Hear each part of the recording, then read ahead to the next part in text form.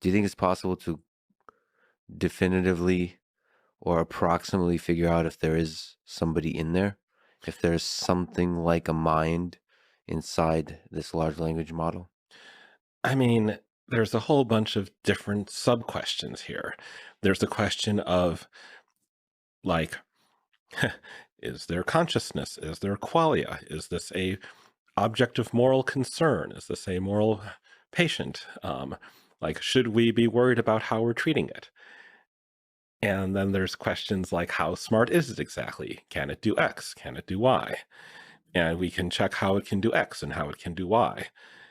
Unfortunately, we've gone and exposed this model to a vast corpus of text of people discussing consciousness on the internet, which means that when it talks about being self-aware, we don't know to what extent it is repeating back what it has previously been trained on for discussing self-awareness, or if there's anything going on in there such that it would start to say similar things spontaneously.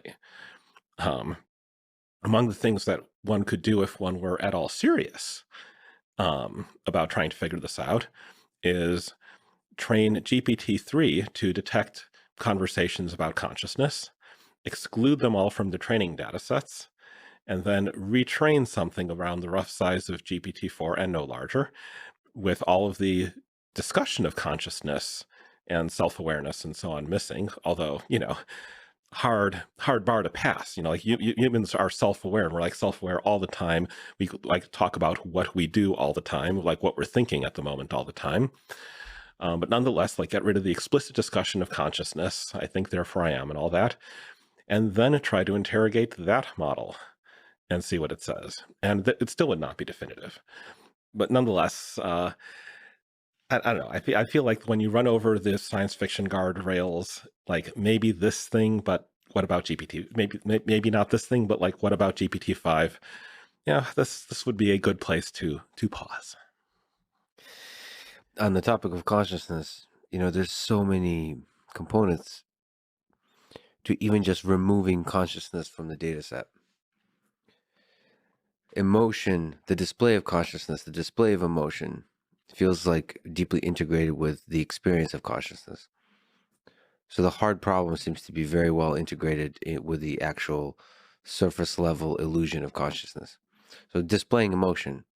I mean, do you think there's a case to be made that we humans, when we're babies, are just like GPT, that we're training on human data on how to display emotion versus feel emotion, how to show others, communicate others that I'm suffering, that I'm excited, that I'm worried, that I'm lonely and I missed you and I'm excited to see you. All of that is communicated. That's a communication skill versus the actual feeling that I experience. So we need that training data as humans too, that we may not be born with that, how to communicate the internal state. And that's, in some sense, if we remove that from GPT-4's data set, it might still be conscious but not be able to communicate it. So I think you're going to have some difficulty removing all mention of emotions Hmm. from GPT's data set. I would be relatively surprised to find that it has developed exact analogs of human emotions in there. I think that humans will have emotions even if you don't tell them about those emotions when they're kids. It's not quite exactly what various blank slatists tried to do with the new Soviet man and all that. But if you try to raise people perfectly altruistic, they still come out selfish. You try to raise people sexless, they still develop sexual attraction. Um, we have some notion in humans, not in AIs, of like where the brain structures are that implement this stuff. And it is really a remarkable thing, I say in passing, that despite having complete read access to every floating point number in the GPT series, we still know vastly more about the architecture of human thinking than we know about what goes on inside GPT, despite having like vastly better ability to read GPT. Do you think it's possible? Do you think that's just a matter of time? Do you think it's possible to investigate and study the way neuroscientists study the brain, which is look into the darkness, the mystery of the human brain by just desperately trying to figure out something and to form models, and then over a long period of time, actually start to figure out what regions of the brain do certain things, what different kinds of neurons when they fire, what that means, how plastic the brain is, all that kind of stuff. You slowly start to figure out different properties of the system. Do you think we can do the same thing with language models? Sure. I think that if, like half of today's physicists stop wasting their lives on string theory or whatever, Strong and words. and go off and study what goes on inside transformer networks, Yeah. then in, like 30, 40 years, we'd probably have a pretty good idea. Do you think these large language models can reason? They can play chess. How are they doing that without reasoning? So you're somebody that spearheaded the movement of rationality, so reason is important to you. Is that is a powerful, important word, or is it like how difficult is the threshold of being able to reason to you, and how impressive is it? I mean, in my writings on rationality, I have not gone making a big deal out of something called reason. I have made more of a big deal out of something called probability theory. And that's like, well, you're reasoning, but you're not doing it quite right. And you should reason this way instead. And interestingly, like people have started to get preliminary results showing that reinforcement learning by human feedback has made the GPT series worse in some ways. In particular, like it used to be well calibrated. If you trained it to put probabilities on things, it would say 80% probability and be right 8 times out of 10. Hmm.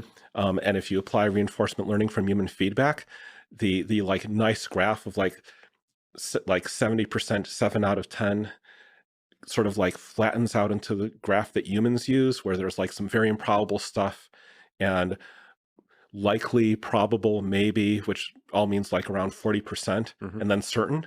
Yeah, So like it's like it used to be able to use probabilities, but if you like try to teach it to talk in a way that satisfies humans, it gets worse at probability in the same way that humans are. and that's a bug, not a feature. I would call it a bug, although such a fascinating bug. Um, but yeah, so like reasoning, like it's doing pretty well on various tests that people used to say would require reasoning, but um, rationality is about when you say 80%, does it happen 8 times out of 10? So, what are the limits to you of these transformer networks, of neural networks? What's if reasoning is not impressive to you, or it is impressive, but there's other levels to achieve? I mean, it's just not how I carve up reality. What's if reality is a cake? What are the different layers of the cake or the slices? How do you carve it? Or you can use a different food if you like. I don't think it's as smart as a human yet. I do, like back in the day, I went around saying like, I do not think that just stacking more layers of transformers is going to get you all the way to AGI.